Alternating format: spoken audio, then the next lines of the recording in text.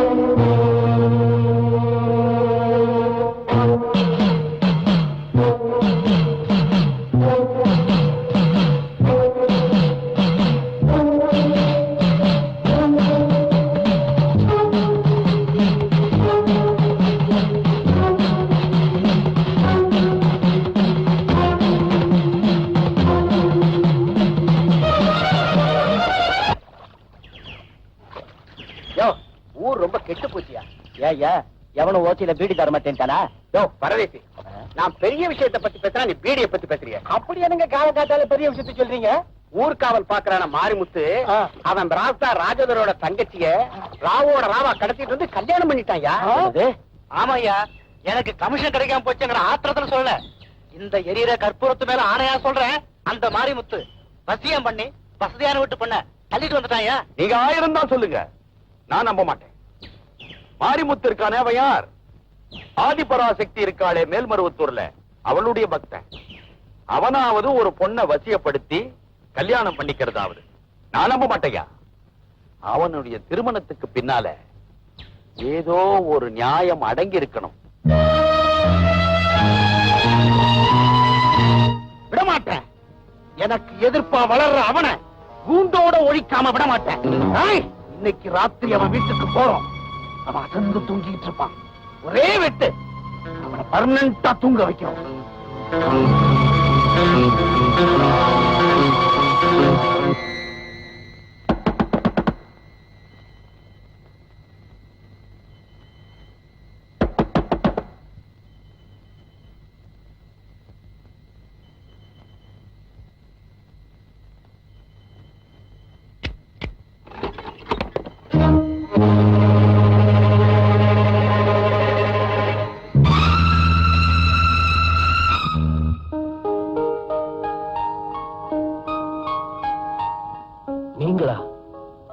இந்த ராத்திரி நேரத்துல எதுக்கு வந்திருக்கேன்?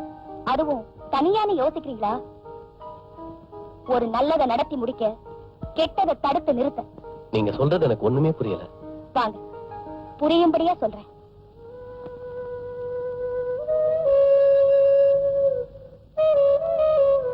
இந்த மருவத்தூர் தாயோட அருள் வாக்குத்தானே நம்ம போல பக்தர்களுக்கெல்லாம் உயிர் மூச்சு. அதை நிறைவேற்றுறது தானே நம்ம முதல் கடமை. சத்தியமான வார்த்தை. அந்த சத்திய வாக்கை நிறைவேற்றுறதுக்காகத்தான் நான் இங்க வந்திருக்கேன்.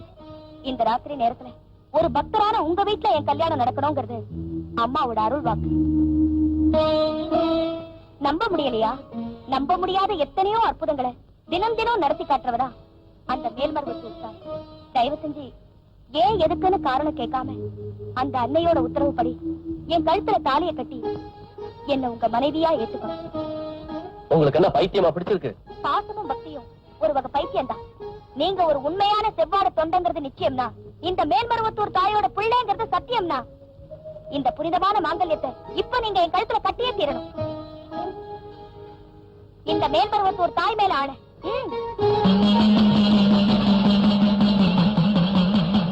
அம்மாவோட அருள் வாக்கு. அம்மாவோட அருள் வாக்கு.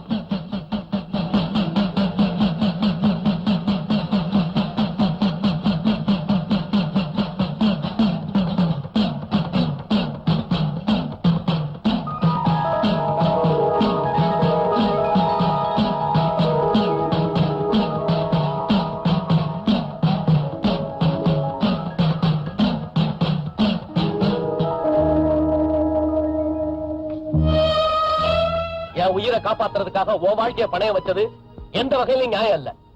என்னை காப்பாத்திக்க முடியாத அளவுக்கு நான் கோழையோ கையால் ஆகாதவனும் இல்ல. கண்ணெதிரில் ஒரு ஆபத்துல இருந்து யாராலையும் காப்பாத்திக்க முடியும். ஆனா இது தந்திரமா முதுகுக்கு பின்னாடி வச்ச குறி. அதை தடுக்க எனக்கு வேற வழியே தெரியல. அப்ப உன் கழுத்துல உள்ள தாலி என் உயிருக்காக போடப்பட்ட வேலி, அப்படித்தானே? அடிப்படை அதுவாவே இருக்கலாம். ஆனா நீங்க இந்த மாங்கல்யத்தை என் கழுத்துல கட்டின உடனே உங்களை என் மனசார என் புருஷனா ஏத்துக்கிட்டேன். ஆமா, தண்ணியில விழுந்தவனை காப்பாத்த நீச்சல் தெரியாதவன் கூச்ச கதை இது. ஒரு பணக்காரியை கடத்திட்டு வந்து தந்திரமா தாலி கட்டின கெட்ட பேரு எனக்கு, முட்டாள்தனமா ஒரு ஏழைக்கு வாழ்க்கப்பட்ட கேவலம் உனக்கு. இதனால நம்ம 2 பேருக்குமே நிம்மதி ஏற்படும் எனக்கு தோணல. தயவு செஞ்சு அப்படியெல்லாம் நினைக்காதீங்க. பணம் நமக்குள்ள இடைவெளியை ஏற்படுத்தி இருக்கலாம். ஆனா பக்தி அதை இணைக்கிற ஒரு பாலமா இருக்கும். செவ்வாடு அணியறதுனால நாம 2 பேருமே சமந்தான். ஏற்றத்தாழ்வில்லாத சமுதாயம் உருவாகணுங்கிறதுதான் அந்த மேல்மருவத்தூர் தாயோட எண்ணம். அந்த ஆன்மீக புரட்சிக்கு நாம ஒரு எடுத்துக்காட்டா வாழணும். நம்மளை பார்த்தாவது இந்த ஊர்ல அந்தஸ்து வேத ஒழியணும். அப்படின்னா இந்த ஏழைய புருஷனா ஏத்துக்கிட்ட நீ என்னோட ஏழ்மையை மனசார ஏத்துக்கணும். எக்காரணத்தை கொண்டு பணம் பகட்டுங்கிறவனுடைய பழைய பாதைக்கு நீ திரும்ப கூடாது.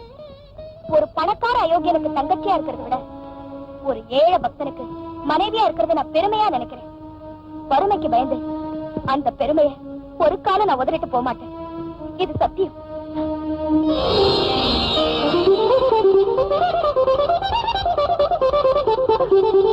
எல்லாமே போச்சு மச்சா.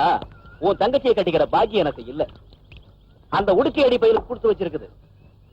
That's all right. இந்நேரம் இங்க சாந்தி முகத்தெல்லாம் முடிஞ்சு ஒரு வழியா செட்டில் ஆயிருப்பாங்க.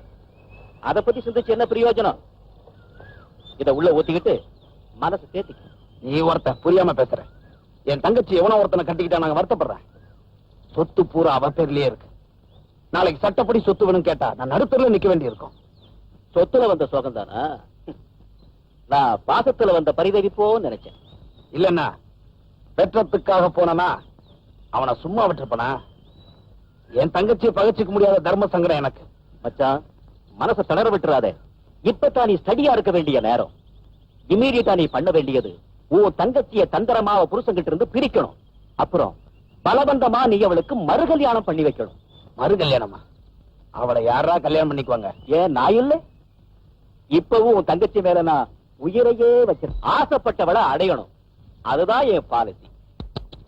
இப்படி பாலிசியோட அலையிற தங்கமான மாப்பிளைய விட்டுட்டு பாலிசியே இல்லாத பரதேசி பயல கட்டிக்கிட்டாலே என் தங்கச்சி. சரி, பத்திரத்தை மாத்தி எழுதிட்டா பாத்தியம் எனக்கு வந்துட போகுது.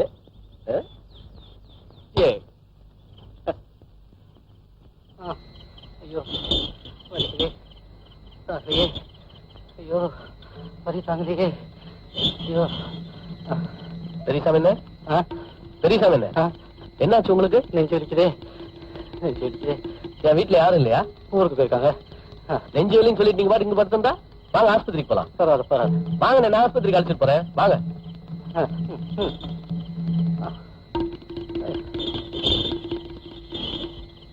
ஜாக்கி ஒண்டா. நம்ம மாரிமுத்து இல்ல பெரியசாமி கூட்டிக்கிட்டு டவுன் ஆஸ்பத்திரி போய்கிட்டு இருக்கோம். அப்படியா? அப்ப இன்னைக்கு ஊருக்கு அவருக்கு அமையல. சபாஷ். ரொம்ப நாளா கோயில் கொள்ளடிக்க திட்டம் போட்டுட்டு இருந்தோம்ல, அதுக்கு இது சரியான நேரம். இப்படியே பேசிட்டு இருந்தா நேரம் போவோம். வாங்கடா போகலாம். வாங்கடா.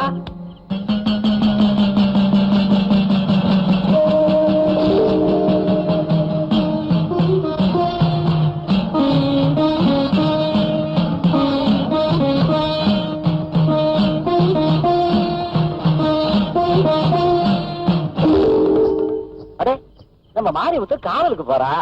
போட்டும் போட்டும்.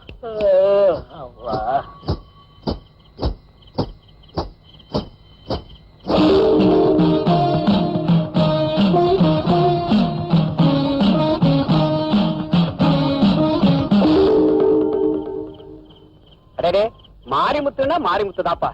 காத்தடிச்சாலும் மழை பெஞ்சாலும் காவல் பாட்டுக்கு நடந்துகிட்டே இருக்கு. நான் காவல் இருக்கேங்கிற நம்பிக்கையில தான் அந்த ஊரே உறங்கிட்டு இருக்கு. அந்த நம்பிக்கையை காப்பாற்ற வேண்டியது என் கடமை இல்லையா? உண்மைதான். இந்த ஊரை பொறுத்த வரைக்கும் நீ ஒரு காவல் தெய்வம்.